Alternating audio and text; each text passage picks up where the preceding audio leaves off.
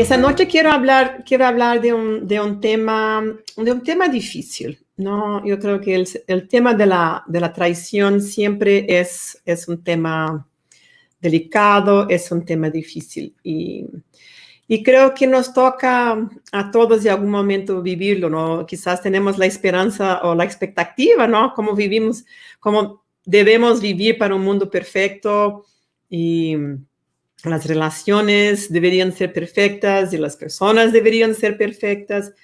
Y al fin y al cabo las cosas no son así, ¿no? Y nos sorprendemos, yo creo, que haya personas, al menos yo me he sorprendido mucho de ver que hay personas que no tienen los valores que tengo yo, ¿no? De la honestidad, de la integridad. No significa que no fallo, porque sí tengo mis fallas, tengo mis errores, tengo mis equivocaciones. Pero es diferente cuando es un accidente o cuando es una mala intención, ¿no? Mi nieta a veces dice, Granny, esto fue un accidente, no hubo intención, fue un accidente, no rompí el vaso, no quise hacerlo. Y es un accidente, realmente a veces hay cosas en la vida que uno hace que son accidentes de percurso, decimos, ¿no? Realmente no hubo esa intención de hacer algo dañino, ¿no? Tanto que en la Biblia dice que las personas que matasen a alguien, ¿no? Sin intención, que no era un asesinato, de repente hubo un accidente y realmente les mató, podían realmente refugiarse en una ciudad de refugio y no ser muertos por esa cuestión, por el vengador de sangre. Pero en cambio, tenemos asesinos y a veces tenemos asesinos de amistades, asesinos de reputaciones, ¿no? Y vivimos situaciones bien difíciles, ¿no? Entonces, quiero compartir con ustedes algunas cosas que vengo aprendiendo, ¿no? Yo viví hace unos años una situación delicada, profesional. Siempre me gusta aclarar que no fue una cuestión de mi matrimonio, porque realmente mi matrimonio, en este sentido, gracias a Dios, es impecable. Pero viví una situación de amistades de muchos años que decidieron hacer decisiones diferentes a las que yo me imaginaba o que me esperaba, ¿no? Y fue un tiempo muy doloroso. Incluso me pasó en un año donde mi mamá falleció, un amigo falleció, mi cuñado falleció, mi perrita de 16 años falleció. Fallecieron esas amistades que también eran muy importantes para mí. Y creo que fue un tiempo de aprender a lidiar con situaciones nuevas, ¿no? Y hubo un tiempo entonces que en oración que el Señor me dice, sabes que quiero que leas la historia de Judas en el Evangelio de Juan, cuando va la traición de Jesús. Entonces les pido un poquito de paciencia porque se lo voy a leer y es un poquito largo, pero sí quiero leerlo porque hay unas cosas importantes ahí que necesitamos entender.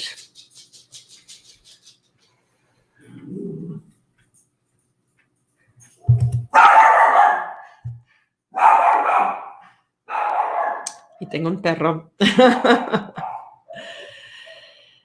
Y aquí estamos en Juan 13, ¿no? Vamos a leerlo entonces. Se acercaba la fiesta de la Pascua y Jesús sabía que le había llegado la hora de abandonar este mundo para volver al Padre. Y habiendo amado a los suyos que estaban en el mundo, los amó hasta el fin. Luego llegó la hora de la cena. El diablo ya había incitado a Judas Iscariote, hijo de Simón, para que traicionara a Jesús.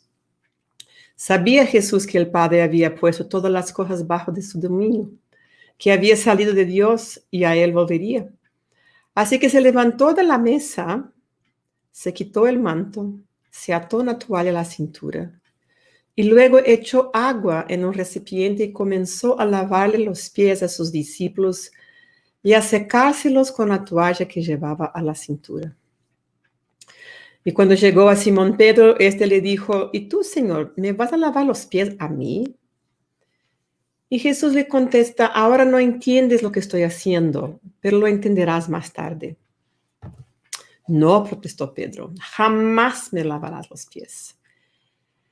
Si no te lavas los pies, no tendrás parte conmigo, dijo Jesús. Entonces, Señor, no solo los pies, pero también las manos y la cabeza. Y Jesús le dice, el que ya se ha bañado no necesita lavarse más que los pies, pues ya todo su cuerpo está limpio. Ustedes ya están limpios, aunque no todos. Jesús sabía quién lo iba a traicionar, por eso dijo que no todos estaban limpios. ¿Entienden esto? Dichosos serán los que ponen esto en práctica.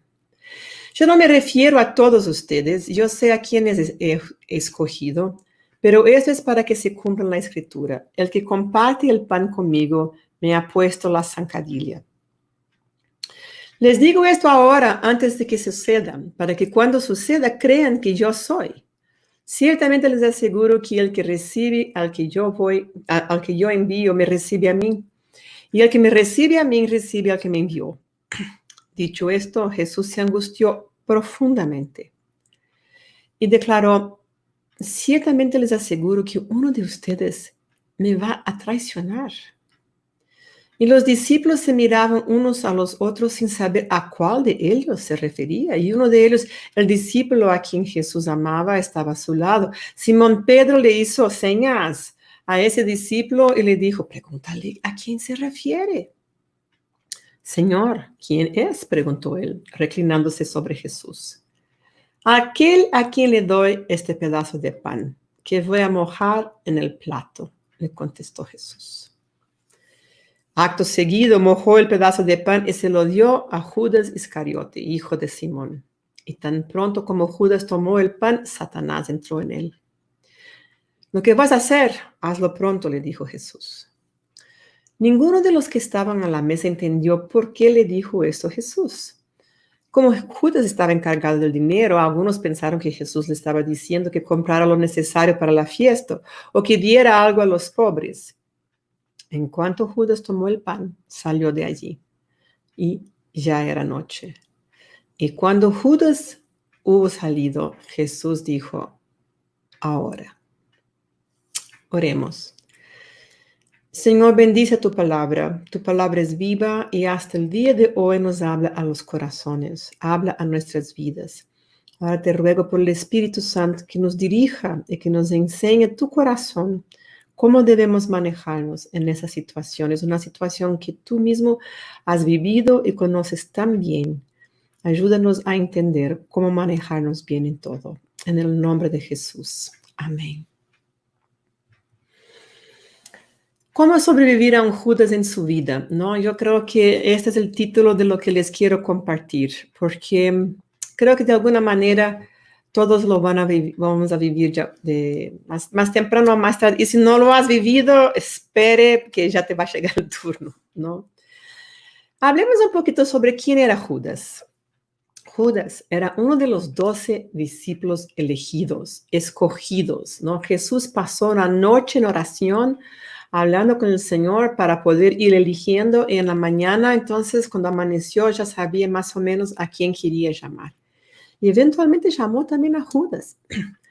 Si él sabía que Judas iría a ser su traidor o no, difícil de saber. No sabemos cuándo que Dios le fue revelando las cosas al Señor Jesús. Aunque Jesús era también Dios, era también hombre. Y de alguna manera vivió una vida de forma que nos enseñara cómo nosotros también podríamos vivir, ¿no? Es cierto que por la cuestión del pecado no podemos vivirlo tan perfectamente como él, que fue perfecto, pero él eligió a Judas. Judas era uno de los íntimos, era uno de los 12, no era, tenía un cierto momento, él mandó como 70 personas, ¿no? A trabajar y a hacer aprendizaje de cómo compartir el evangelio. Pero él mismo había elegido a estos 12, de modo que él hacía parte de este círculo más íntimo de Jesús, que acompañaba. Y él vio los milagros de Jesús, vio muchísimos, 3 años y medio convivió con Jesús, vio sus milagros. También hizo los milagros junto con otros discípulos, ¿no? Él, cuando fue enviado, ¿no? Por Jesús, de 2 en 2, ¿no? él fue enviado, ¿no?, a que realmente estuviera también sanando a la gente, predicando el evangelio, expulsando los demonios. Judas hizo todas esas cosas. Uno no se pone a pensar que Judas hubiera hecho eso, pero no, Pedro, por supuesto, no, Juan, por supuesto, Santiago, por supuesto, pero no, Judas también hizo parte de esas comitivas de que salieron a bendecir a la gente, orar por ellas, sanarlas, ¿no? Y bendecirlas en el nombre de Jesús. Entonces, él hizo también los milagros a quien Jesús había encargado. Y vemos entonces en esta historia que la verdadera traición, dolorosa, realmente pasa con las personas que comparten nuestro círculo de relaciones íntimas. No que te hace cosas feas, pero que no me importa. Pero la persona que convive con uno años, ¿no?, en la intimidad, él le traiciona, esa es la traición peor. Esa es la que realmente duele a uno, ¿no?, de que por la confianza, ¿no?, que se había depositado, ¿no? Realmente Jesús había depositado en Judas. Incluso le había depositado la confianza incluso de manejarse con la plata. Se pensaría que era honrado y honesto, después se supe que no, pero él había depositado esta confianza en él. Entonces vemos que la traición pasa con la persona realmente que es nuestra, que hace parte de nuestro círculo íntimo, ¿no? Y ahí yo me puse a pensar, ¿será que elegí mal, no? Cuando uno elige sus amistades, elige a su pareja quizás, o, ¿no?, familiares no se puede elegir, pero otras personas sí. Y me puse a pensar, ¿será que elegí mal, no? Pero Jesús eligió a Judas, ¿no? Él de alguna manera sabía que era Judas que tenía que ser uno de los 12 discípulos.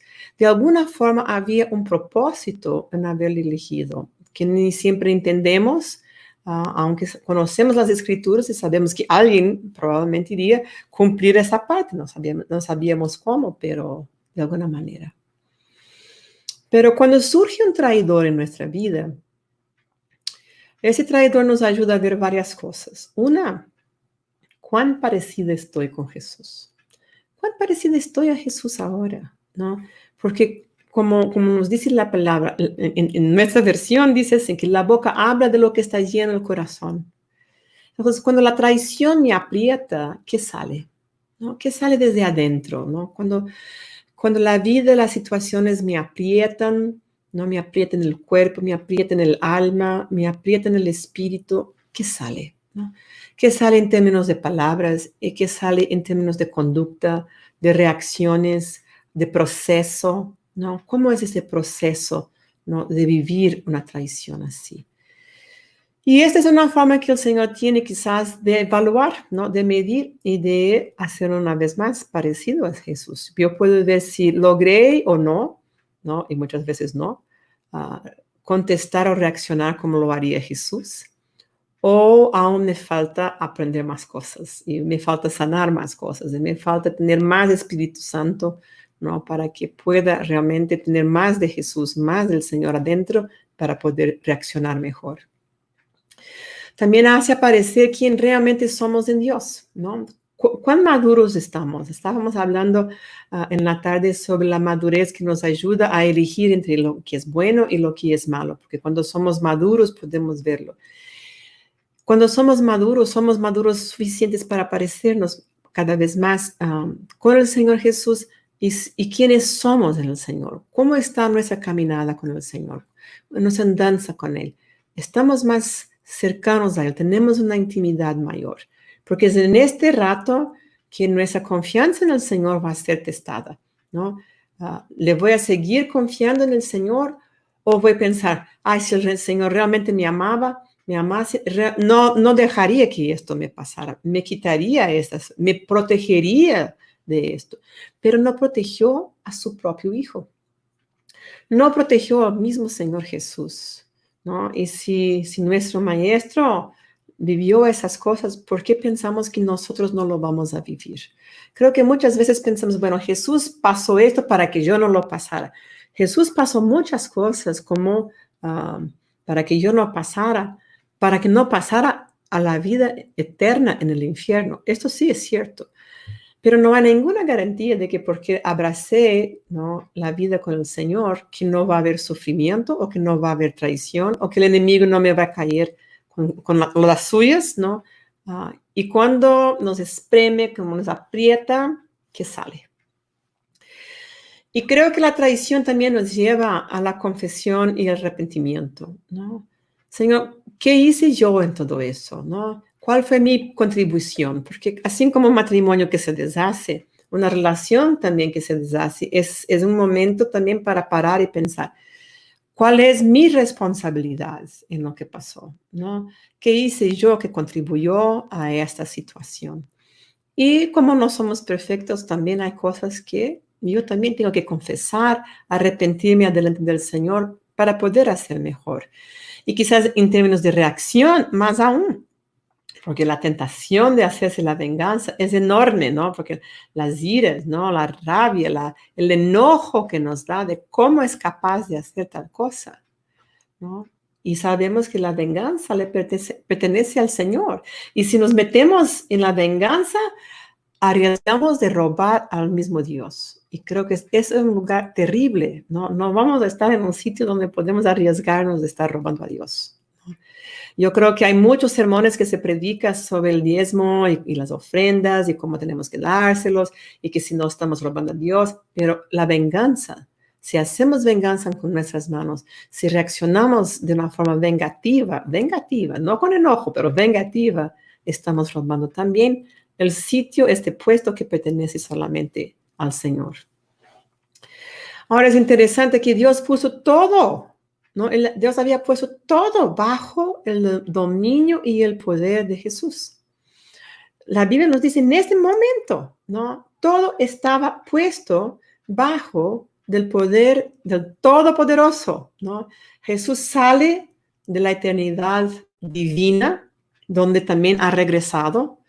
Era todopoderoso, podía realmente pedir que el Señor le mandara ángeles para quitarle de esas situaciones que tendría que vivir en esa semana, en estos días, en esos 3, 4, 5 días que todavía le faltan. Bueno, al día siguiente, ¿no? En este caso. Pero no. ¿Qué hace Jesús, no? Con todo el poder, ¿no? Con todo este lugar que ocupaba en términos de divinidad y de realeza, se levanta y lava los pies. Jesús se levanta y lava los pies hasta de Judas, ¿no? Él lava los pies de su mismo traidor. Y a veces me pongo a pensar que quizás voy a hacer un bibliodrama para la semana de la pasión, ¿no? ¿Qué estaba pensando Jesús mientras lavaba los pies de Judas? Porque en este momento sí, ahora sí ya sabía que Judas sería su traidor, tanto que se lo dice pocos minutos después, ¿no? ¿Cómo fue esta experiencia, ¿no? De humillarse, lavar los pies de cada uno de sus discípulos y también de su traidor? Por lo tanto, nos dio este ejemplo. Él lava los pies de la persona que acaba por mandarle a la muerte, ¿no? Porque esa traición desencadena el proceso que le va a llevar a la cruz, ¿no? Y de alguna manera, Judas sabía que había sido responsable por esto, porque en vez de arrepentirse, como lo hizo Pedro, ¿no? Siempre, quizás nos olvidamos que hubo dos traidores en esa historia de esta semana, de estos días, ¿no? En 24 horas, Judas le trae y el apóstol Pedro también le trae. Pero mira cómo se manejaron de formas distintas, ¿no? Judas tuvo una intención, realmente lo planeó, ¿no? Se fue donde los líderes y les propuso, ¿y cuánto me pagas? ¿No? Entonces la ganancia le agarró a Judas. Pero en algún momento hubo un arrepentimiento tan grave, pero no fue un arrepentimiento que le llevó a la vida, como hace el arrepentimiento cuando el Espíritu Santo nos lleva a eso. Fue un arrepentimiento que le llevó a la muerte y él se mata porque no soportó el dolor de lo que había hecho, porque él entendía que él había sido responsable de alguna manera por la muerte del Señor Jesús y entendió algo que quizás no logramos entender. En cambio, Pedro fue un accidente, ¿no? Realmente se puso nervioso este rato. tuvo temor de que realmente le hiciesen daño, que le matara o que le aprisionara y reaccionó como creo que muchos reaccionarían, ¿no? Adelante de la posibilidad de ser preso, ¿no? Le dio miedo y el miedo le hizo contestar así. Pero no porque esto viviera dentro de él, no había una mala intención, no había un deseo de hacer lo que acabó haciendo con el Señor Jesús. Y tanto lo hace que cuando Jesús le mira, ¿no? Sale Pedro y llora amarguradamente llora, porque sabía cómo había hecho algo que se arrepentía mucho. Y su vida eventualmente produce este fruto, ¿no? De arrepentimiento, ¿no? Vemos el fruto, ¿no? El fruto de la vida de Judas termina en muerte, ¿no? Y el fruto de la vida de Pedro termina en vida. Y ahí vemos, ¿no? Jesús lava los pies de aquel que le mandaría la muerte. Y después nos dice que seremos bendecidos si hacemos estas mismas cosas, ¿no? Si hacemos bien. Me acuerdo de un pastor que vivía en otro país y tenía una persona que había sido su amigo. Y en un determinado momento le pasó algo y se volvió en contra y le perseguía y le manchaba la reputación y le decía las cosas. Y un día el Señor le dice a este pastor, yo quiero que vayas donde la casa de este señor, este pastor, este líder que te está persiguiendo. Y quiero que le bendigas con dinero y que le pongas un envelope con plata, ¿no? De una forma que él no sepa quién fue, porque él está necesitado y quiero que tú le suplas sus necesidades. Y lo hizo. Y durante muchos meses el Señor le decía, otra vez, ándate allá y ponle la plata, ¿no? Y al bendecir a su enemigo, ¿no? Él también pudo poco a poco ir cambiando su actitud hacia esta persona. Y con el tiempo, un día, sin saber de nada, lograron reconciliarse y arreglar la situación. Entonces me puse a pensar, ¿qué haría yo si el Señor me pide que bendiga a la persona que me hace daño? ¿No? Y es una locura. Realmente el Evangelio del Señor es una locura para las personas que no entienden lo que es la gracia y lo que es, ¿no? El amor de Dios, ¿no? Porque hasta hacia Judas, ¿no? Imaginemos que si en el último rato hubiera cambiado, quizás el Señor lo hubiera recibido, pero no hubo un arrepentimiento para la vida. Ahora es interesante y por eso paré la lectura de la palabra, justamente en esa palabra ahora, ¿no? Después que Judas se va, ¿no? Jesús dice así, ahora, y a partir de del capítulo 13, ¿no? El 14, el 15, el 16, el 17, y yo les animo a que esa noche vayan a su Biblia y lean estos 4 o 5 capítulos, ¿no? Cuando un hombre va a morir, quizás es el momento de escuchar lo que a él le importa más. ¿Qué es lo que era más importante en la vida de Jesús? ¿No? A punto que compartiera con sus íntimos, sabiendo que en 24 horas estaría muerto. Y esto es lo que leemos en estos capítulos de Juan. Pero lo que dice Jesús en esos capítulos, no escucha a Judas. Después que se va Judas, es que Jesús habla estas cosas. Y es aquí que él habla. Yo soy la videra verdadera, ustedes son las ramas. Yo soy el camino, la vida, ¿no? Él hace la oración pastoral, ¿no? Por sus discípulos, ¿no? Y por nosotros, los que vendríamos a creer en él, ¿no? Son de los capítulos más bellos. Es la intimidad de Jesús, la intimidad de un hombre que sabía que se iba a morir y pensó, antes que me vaya, déjame dar el recado más importante que quiero dejarles antes que me vaya. Y eso es lo que él compartió, pero lo comparte después que va Judas, ¿no? ¿Qué aprendí con esta enseñanza? De que a veces Dios tiene que quitar personas de nuestras vidas, ¿no? Quizás Dios tiene una misión tiene un propósito, tiene un destino, tiene una bendición que nos quiere dar, pero que no es posible hacerlo mientras está esta persona. A veces amamos profundamente a esta persona, la bendicimos, esa persona quizás fue un amigo íntimo, fue una persona que anduvo con nosotros, a veces quizás fue un esposo, una esposa, algún familiar, ¿no? Alguien que fue como familia. Y un día el Señor agarra sus tijeras celestiales y dice, ¿sabes qué? Ya, hasta aquí y no más. Y quita a esta persona de nuestra vida, de nuestra convivencia. Quizás porque esta persona ya no es buena para nosotros, o quizás nunca fue y no me daba cuenta porque me tenía muy bien engañada, ¿no?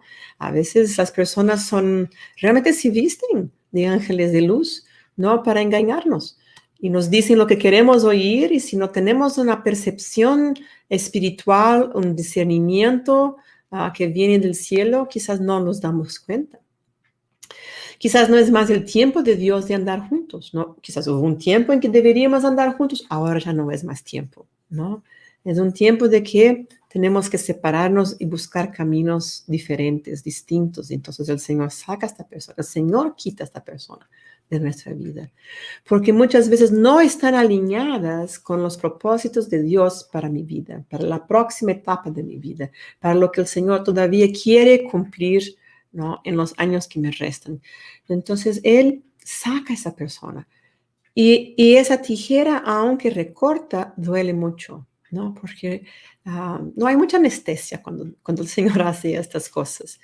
Y no hay cómo.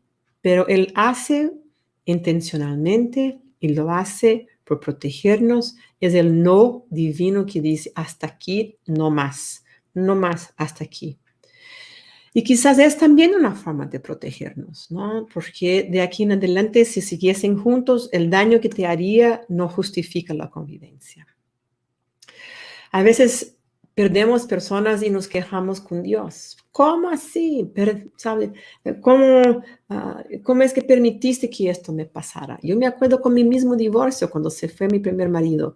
No, yo no tenía 30 años, era muy joven todavía. Yo le decía, pero Señor, tú nos llamas a vivir un matrimonio para toda la vida, ¿no? ¿Cómo así esto me pasó? Y con el pasar de los años me di cuenta que sí fue la tijera celestial que lo hizo, pero yo me quejé mucho al inicio.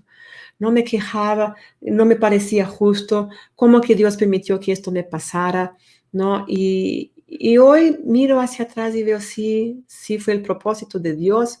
Quizás yo había hecho una mala escogencia, una mala elección, y el Señor quería ponerme otra vez en un rumbo que yo necesitaba, que Él quisiera que estuviera, y que no incluía esa situación.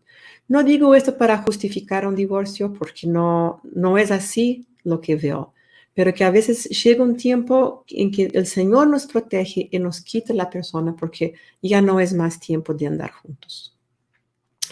Quizás nosotros no logramos ver esto, no logramos verlo, ¿no? Al menos no logramos ver cuando esto nos pasa, pero Dios ve. Dios ve, Él sabe por qué, Él entiende, y a nosotros nos toca confiar. No hay otra, nos toca confiar, ¿no? Y creo que esto es fe, ¿no? Yo confío en el carácter de Dios o confío en lo que veo que está haciendo. Porque a veces tenemos que confiar en quien Él es, mucho más de lo que estamos logrando entender de lo que está haciendo. A veces lo que Él hace no tiene sentido, no hay explicación, no entendemos. Pero si nos agarramos de su carácter, de quien Él es, entonces yo puedo seguir firme, yo puedo seguir en fidelidad porque Él es fiel. Aunque yo no sea fiel, Él sigue siendo fiel, así nos dice la palabra, ¿no? Aunque yo no haga, Él sigue amándome. Nada me puede separar del amor de Dios. Nada me puede recortar de su convivencia. Mientras yo deseo, siempre el Señor está dispuesto. Y llega un momento en que esto es, tenemos que confiar en quien Él es, mucho más de lo que confiar en lo que Él está haciendo en nuestras vidas. ¿Qué dice el Señor sobre cómo debemos relacionarnos con nuestros enemigos, ¿no? Con los Judas de nuestras vidas, ¿no? Y esto uno lee y les parece así, uno pierde el impacto de estas palabras hasta el día en que tengas un enemigo, hasta el día en que tengas un Judas en tu vida. Y ahí el Señor dice, bueno, la tarea de esta mañana, en nuestro tiempo de oración, es orar por tus enemigos. Vamos a bendecir al Judas de tu vida. ¿Cómo así, Señor? Orar por esta persona y bendecir a esta persona. Sí, esto es lo que te estoy pidiendo hoy. Abre la boca y bendígale. Y creo que esa es de las tareas más difíciles, ¿no? Que me ha tocado. Y a veces les confieso que lo he hecho por obediencia, de la más pura obediencia, porque sentirlo jamás. Pero lo hice por obediencia. Y a veces hay cosas que hay que hacerlo simplemente porque de alguna forma Dios nos va a bendecir de una manera que no entendemos, va a bendecir incluso a nuestro enemigo, porque le estamos pidiendo que lo haga. Y tenemos que hacerlo sin entender, ¿no? Y sin sentir. Jesús nos dice que el sol nace para los malos y para los buenos, y que Dios manda lluvia a los justos y a los injustos. Así trata.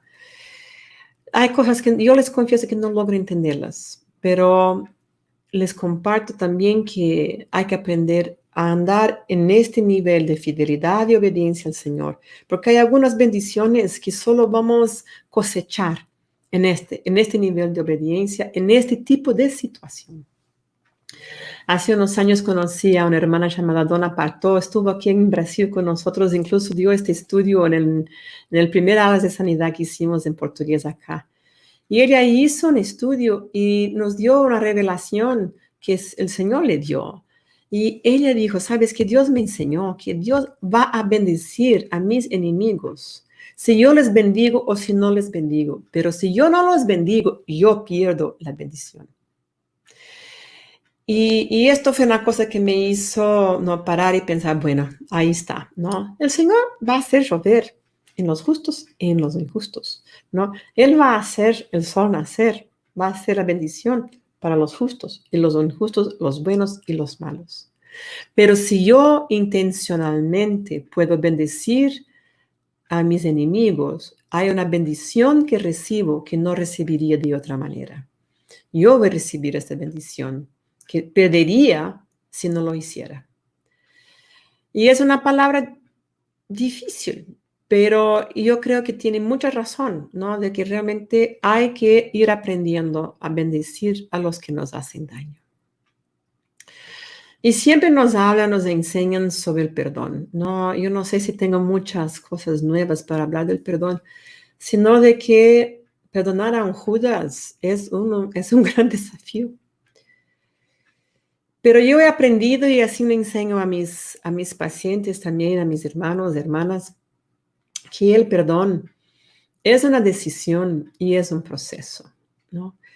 El perdón le costó muy caro al Señor Jesús, muy caro.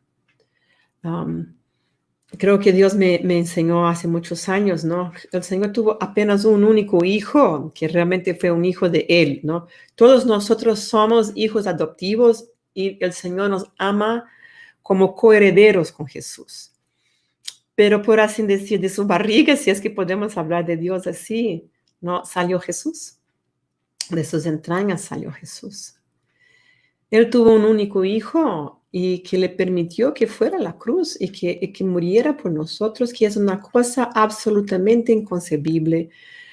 Si pensamos en términos humanos, ¿no? ¿Cómo es que una vez hicimos un bibliodrama de Abraham y Sara, y cuando Abraham le lleva a Isaac al sacrificio, y lo que percibimos es que Dios pidió esto a un hombre, porque yo creo que no hay mujer que lo hiciera, ¿no? Yo creo que no hay una mamá. Yo creo que si Sara soñara que Abraham se iba a este monte para hacer lo que iba a hacer, no lo hubiera dejado hacer, ¿no? Y por esto Abraham se fue solo, él como hombre, porque no creo que Dios nos creó como mujeres capaces de hacer este nivel, ¿no? De sacrificio. Quizás es un pensamiento mío. Pero en cambio, no, Él sacrificó, ¿no?, su único hijo. Y a veces, ¿no?, me pongo a pensar como que si, ¿no?, si un pastor me viniera a hablar y dijera, ¿sabes? Estuve allá en la cárcel llena de bandidos.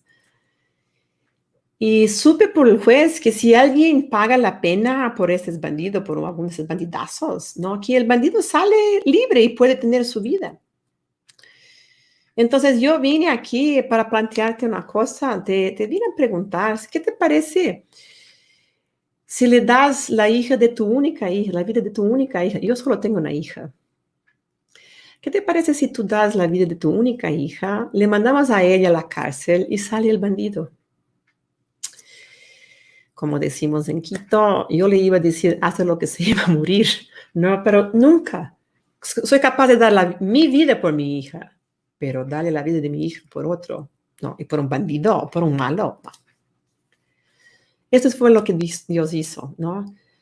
Mandó a Jesús, ¿no?, mientras vivíamos en esta cárcel del infierno, de forma que Jesús pudiera golpear nuestra puerta. Y un día me dijo así, Esli, aquí estoy, yo estoy pagando, ¿no? Yo sé que mientras tú aún eres bandida, no te mereces esto, pero no importa. Sal de tu celda. Yo me voy a quedar. Sal. Puedes vivir, yo me voy a morir. Yo voy a morir en tu lugar, en tu puesto.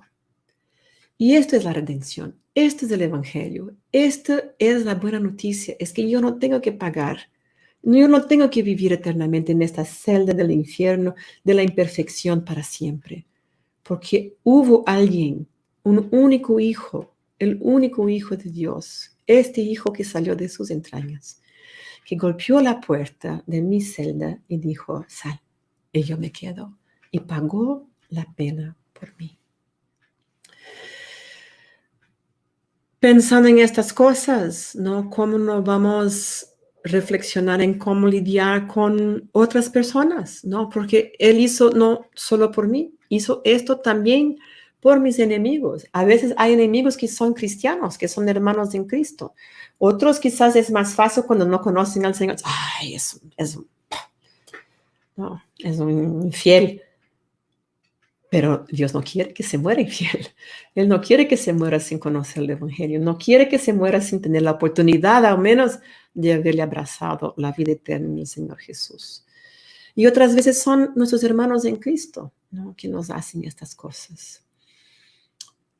Hay que pensar y reflexionar, ¿no?, que esto es una decisión y eso es un proceso. Perdonar no es una cosa barata. Quizás recibimos esto gratuitamente, pero le costó la vida de su único hijo. Le costó muy caro. Le costó muy, muy caro. Y cuando empezamos a pensar en perdón, entendemos que hay que tomar la decisión. De hoy en adelante, yo decido perdonar a esta persona. La voy a perdonar y no le voy a tomar en cuenta lo que me debe, ¿no? A la vez es un proceso. Empiezo hoy, pero a veces es un proceso que lleva días y semanas y meses. Y yo sé de perdones que yo brindé que llevaron años, que hoy sí puedo decir, ya pasó. Pero que durante años, ¿no?, fui trabajando mi salvación, mi sanidad, ¿no?, lo como dijimos, y este perdón adentro mío para poder realmente llegar al punto de decir, ya, está resuelto. Este es un desafío muy grande, ¿no?, de entender estas cosas. Entonces les planteo, ¿cómo vamos a sobrevivir a un Judas en la vida? No hay cómo.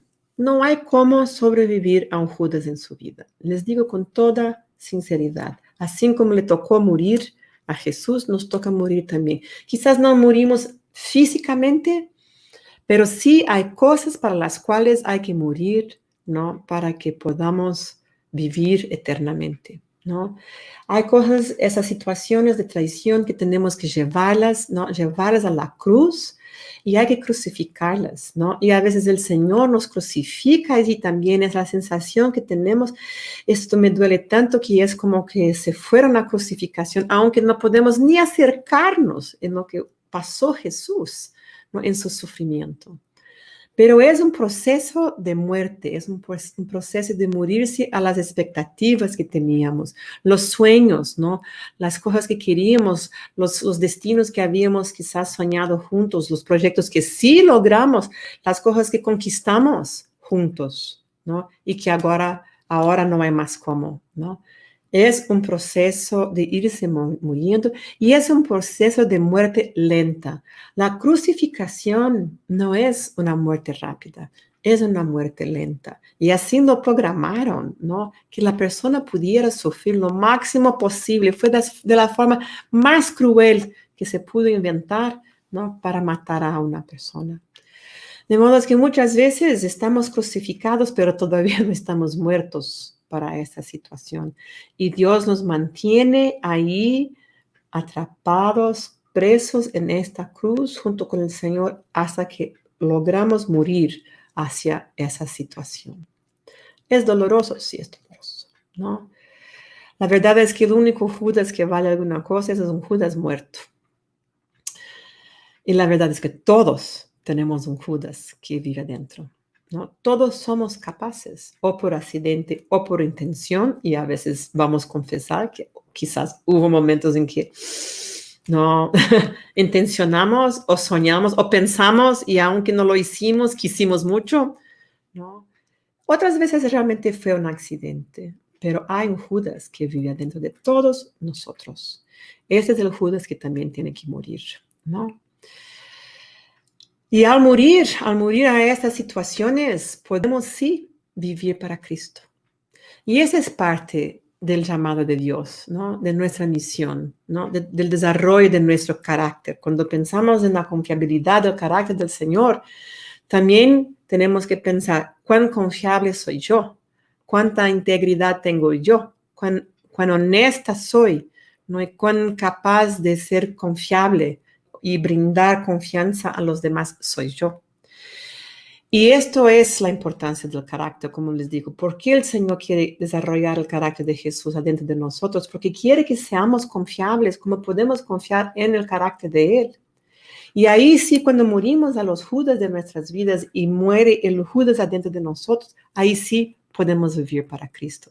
Y ahí sí tenemos una esperanza inolvidable. Y la verdad es que hoy estamos viviendo esa crucificación quizás. Hoy estamos en pleno día viernes. Quizás estamos en un sábado muertos en la tumba, ¿no? Realmente pudriéndonos desde adentro por las cosas que hicimos y que nos hicieron. Pero el domingo está llegando. El domingo está llegando, va a llegar, ¿no? Y les aseguro que llega. Llega un día en que hay una resurrección. Hay una resurrección de esta situación, no necesariamente en términos de reconciliación, cuando el Señor pone sus tijeras, en general es para siempre, ¿no? Pero hay una resurrección de vida, de carácter, ¿no? Una renovación de nuestro espíritu, ¿no? Hay una posibilidad de realmente dar un paso más hacia el Señor Jesús, ¿no? Hacia esta intimidad con el Señor. También es un proceso donde el Señor empieza a restaurarnos, ¿no? Doblado a todo lo que, por ejemplo, a Job no perdió, ¿no? Vemos en la vida de Job que él restauró lo que materialmente había perdido, le dio doblado, ¿no? Hoy veo así con mi divorcio, todo lo que yo viví con este primer matrimonio que fue difícil, que fue doloroso. Dios me ha dado 6 veces más. Yo viví 5 años con uno, tengo 30 con el otro. Y una alegría y una posibilidad y un caminar y una convivencia, ¿no? Que no hubiera sido posible de otra manera, ¿no? Quizás perdí esa amistad, este profesional que fue una persona de tantos años, amigo íntimo. Pero Dios me ha dado tantas otras amistades, otras amigas, una comunidad de personas que me tienen confianza, en quien puedo confiar, que trabajamos juntos, ¿no? Aún en el intervalo estábamos compartiendo el trabajo que están haciendo en Angola, porque les puedo confiar, ahora están encargados, ya fui mentora, ahora ustedes pueden hacer, están haciendo un trabajo espectacular, ¿no? Porque yo puedo confiar en ellos, porque Dios me dio estas personas nuevas, ¿no? Amistades, ¿no? Hermanas, hermanos, donde yo puedo caminar con otros, ¿no? El Señor me ha restaurado personas confiables en mi vida. La traición también es un señal de transición, ¿no? Esto me costó un poco más a entender. Estamos saliendo de una dimensión y estamos pasando a otra dimensión. Es un portal para la gloria. No necesariamente que nos estamos muriendo y yendo al cielo en este momento, a veces lo es. Fue lo que pasó al Señor Jesús. Él salió de esa situación. Pero si Él no muriera, no vendría el Espíritu Santo que puede vivir dentro de nosotros. Entonces sale de esta dimensión, ¿no? Y vamos a otra dimensión. Salimos de una forma de vivir y vamos a otra forma de vivir. No podíamos hacer en esta situación, ahora sí vamos a poder hacerlo porque la vida de la resurrección está dentro. Es un tiempo de transición, ¿no? Así ya no funciona más. ¿Cómo vivíamos? ¿Cómo hacíamos? ¿Cómo desarrollábamos los proyectos? Ya no funciona más. Hay que tener una nueva manera, hay que tener una nueva forma de hacerse las cosas. Y esto es lo que nos enseña la tradición. Ya no vivimos más así, ahora hay una otra forma, incluso una forma que trae más gloria al Señor. Es una forma que trae más sanidad, que trae más satisfacción en la vida, ¿no? Yo creo que en estos tiempos he vivido una experiencia de satisfacción como nunca en mi vida he vivido, de ver cosas que he soñado toda la vida, de poder cosecharlas. Yo siempre fui pionera, yo siempre fui de romper piedras, de dar inicio, ¿no? En el cuerpo de Cristo siempre les digo que soy útero, porque estoy siempre dando a la luz, ¿no? Estoy pariendo cosas nuevas, ¿no? Estoy dando nacimiento a situaciones y cosas y proyectos nuevos. Pero a veces el Señor levanta un poco el velo de la cosecha y me permite ver cosecha. Y esto es lindo. Y esto es lo que me ha hecho en estos últimos tiempos. Me ha dejado ver, ¿no? Las cosas que he plantado de 30, 20 años atrás, 10 años atrás, 5 años atrás. Ahora están culminando y se le ve bonito. Es una cosecha bella. Es una cosecha tan linda, ¿no? De modo es que hay que entender que hay un proceso de transición y que está bien. Vamos a salir de la forma conocida de vivir y este poder que tiene y vamos a entrar quizás a una forma desconocida de vivir. Todos nosotros de cierta manera hemos vivido viviendo esta pandemia ahora aquí donde estoy viviendo. Desde mañana otra vez estamos en lockdown aquí en Brasilia, lockdown total, ¿no? Pensábamos que ya había terminado, pero no. Estamos en transición. Todo esto es una transición. No entendemos bien lo que significa, pero quizás es una transición hacia un propósito de Dios de más gloria, ¿no? Aquí para la tierra, para su iglesia, ¿no? Para el rescate de las personas que todavía falta para llenar esa cosecha que el Señor propone en su corazón. Y finalmente el Señor nos enseña que somos bendecidos si hacemos estas cosas. Si aprendemos a orar por los enemigos, si aprendemos a bendecir a los que nos hacen daño, si aprendemos a interceder, ¿no? Si aprendemos a morir a estas situaciones, si aprendemos que esto es una transición, ¿no? Y que es un proceso, si entendemos que también vive un Judas adentro que también tiene que morir, ¿no? Ahí somos bendecidos si hacemos igual. Y esto es el desafío de hoy, de esta noche para ustedes, ¿no? Muchos de ustedes saben exactamente lo que estoy hablando. Han vivido cosas así. Quizás algunos han empezado el proceso de perdón, otros todavía no. Quizás algunos están más adelantados y otros no. No sé cuán muertos están, ¿no? Porque no hay un termómetro que pueda medir, está medio muerto, está 3/4 muerto, está 100% muerto. Dios sabe cuando estamos 100% muertos, ¿no? Pero cuando morimos, resucitamos. Si con Él vivimos y sufrimos, también con Él reinaremos, también con Él vamos a tener esta parte de gloria. Y esto es lo que nos llama, ¿no? Esto es lo que nos atrae, ¿no? Este desierto, ¿no? En que hablamos, donde Él nos habla, ¿no? Y nos dice, hay un futuro. Ha sido viernes, has vivido este sábado de muerte, Pero ahora ha llegado el domingo. Oremos.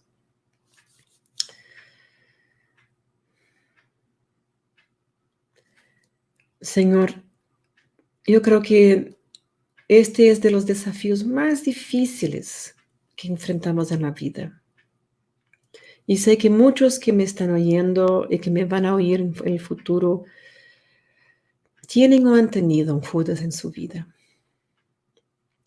Yo ahora ruego, ¿no?, que ellos también puedan entregar esto a ti, ¿no? Realmente poder aprender a orar por nuestros enemigos. Ayúdame a bendecir a los que me hacen daño, como tú también haces el sol brillar sobre sus vidas. Ayúdame a no buscar la venganza, pero dejarlo en tus manos, porque tú eres un Dios justo. Yo sé que va a llegar el día de la justicia, y a veces cuando llega es hasta aterrador de vérselo. Pero en este momento mi tarea es aprender a orar, interceder, bendecir y morir. Y Señor, confiados en esta resurrección nos entregamos a ti, sabiendo que porque Jesús hizo este camino primero y nos dio la seguridad que nosotros también podemos hacerlo, es que nos echamos a tus pies. Pedimos la bendición, la capacidad de perdonar, la capacidad de poder soltar, la capacidad de poder morir crucificados también para estas situaciones, para que podamos vivir para Cristo. Ayúdanos a aceptar y abrazar el hecho de que tú has pagado todo por nosotros. ¿Cómo es que no vamos a darte también todo? De la misma manera en que tú resucitaste después de una traición, nosotros también tenemos la seguridad de tus promesas, del sí en Cristo, que esto nos pasará también. Y todo esto te entregamos, consagramos, para que seas glorificado cada vez más y más en nuestras vidas, en nuestras iglesias, en nuestros matrimonios, en nuestras casas, en nuestros hogares, Señor. En tu mundo, ayúdanos a rescatar a los que sufren. Y por Cristo Jesús oramos todo. Amén y amén.